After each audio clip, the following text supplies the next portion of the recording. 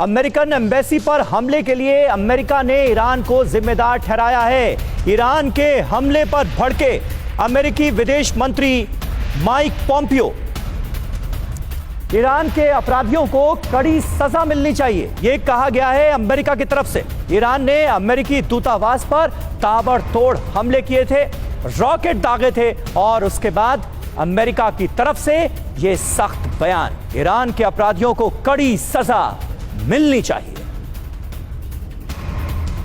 और Iran America तनाव से जुड़ी एक और बड़ी खबर आपको दे दें। ईरान ने समुद्र में उतारा है अपना जंगी बेड़ा, समुद्री सीमाओं की सुरक्षा के लिए उठाया गया कदम। अमेरिकी दूतावास पर रॉकेट हमले के बाद तनाव बढ़ा है। ईरान पर हमले का अमेरिका ने लगाया है आरोप।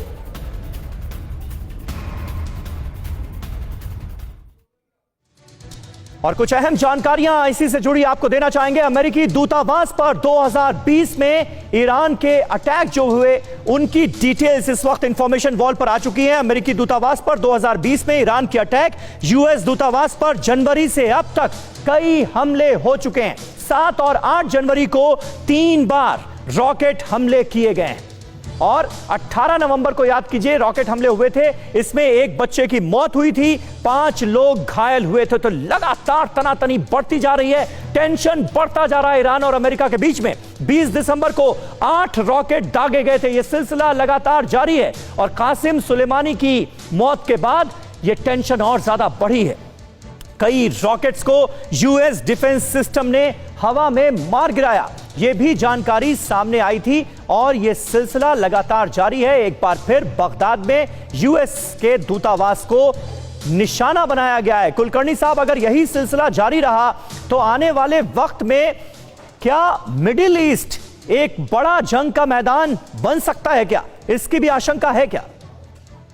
समीर, जिस तरीके से आप बता रहे हैं और जिस तरीके से एम्बेसडर साहब और आपके रिपोर्टर ने भी कहा, बिल्कुल ठीक है। ईरान के पास ऑप्शंस क्या हैं? ईरान के पास ऑप्शंस नंबर 1 कि वो चुपचाप बैठा रहे और कुछ ना करे। ऑप्शन 2 कि वो जबरदस्त रिस्पॉन्ड करे और अमेरिका के साथ और मिडिल ईस्ट में बेपरवाह करते हुए इजराइल को टारगेट करे और बता दे कि हम कोई माना रखते हैं। तीसरी बात कि इस तरीके से दबाव डाले अमेरिका के ऊपर कि आप इस सैंक्शंस को हटाइएगा, न्यूक्लियर डील कीजिएगा, जिससे कि जो ट्रंप एडमिनिस्ट्रेशन अब जाने वाला है, बाइडेन आने वाले हैं, उससे उनकी जो हालात है, इकोनॉमिक कंडीशंस हैं, उनमें सुधार हो। और उसके बाद जो इलेक्शंस आने वाले हैं ईरान में, वो बहुत जरूरी है। उस इलेक्शंस और सैंक्शंस, ये दोनों को मद्देनजर रखते हुए ईरान का जो रिस्पॉन्स है, आप देखिएगा कोई ज्यादा मारे नहीं जाते, लोग घायल नहीं होते। यूएस को भी मालूम है ईरान क्या करने वाला है, सब कुछ मालूम है, इसलिए उसके जो रिस्पॉन्स है, जो डैमेज कंट्रोल है, वो यूएस कर सकता है। लेकिन हालात में ईरान जो है वो अपनी जो बात बताना चाहता है इंटरनेशनल समुदाय को कि हमारे को किसी भी तरीके से ये सैंक्शंस हटने चाहिए। और कौन सा ऐसा मौका है, अगले महीने में जब बाइडेन साहब प्रेसिडेंसी संभालेंगे, ऑटोमेटिकली आप देखेंगे हालात जो है वो सुधर जाएंगे। अब आप देखिएगा इजराइल टर्की के साथ जा रहा है, इजराइल और टर्की के अच्छा संभव। तो ये जो मिडिल ईस्ट के जो हालात है, स्पेशली अजरबैजान के बाद जो हुआ है, बहुत फर्क पड़ेगा, इसमें कोई शक नहीं है। हमें कुलकर्णी साहब, एक बात आपने अहम कही, और क्या वाकई ऐसा है क्या? क्योंकि इसके बारे में बातें होती हैं कि ईरान की तरफ से जब जब दूतावास को टारगेट किया जाता है, अमेरिका को निशाना बनाया जाता है, हमले तो होते हैं, टारगेट तो किया जाता है, लेकिन उसमें जाने नहीं जाती हैं। इसके पीछे भी कोई खास स्ट्रेटजी है क्या? नहीं, ये है कि यूएस को मालूम है कि ईरान हमेशा कोई भी रॉकेट, जो भी चीज ईरान से टेक ऑफ भी करेगी, उसके रेडार के ऊपर, यूएस के रेडार के ऊपर टक आ जाता है। उसको मालूम है ये कहां जाने वाला है, उसका इम्पैक्ट कहां होगा।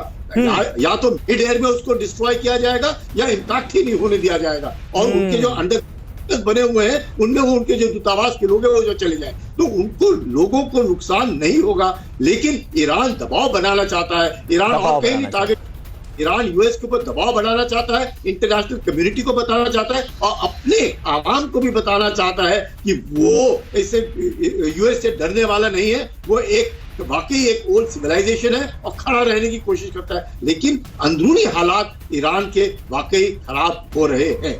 परवाह देश की, सोमवार से शुक्रवार रात 10 बजे TV9 भारतवर्ष पर।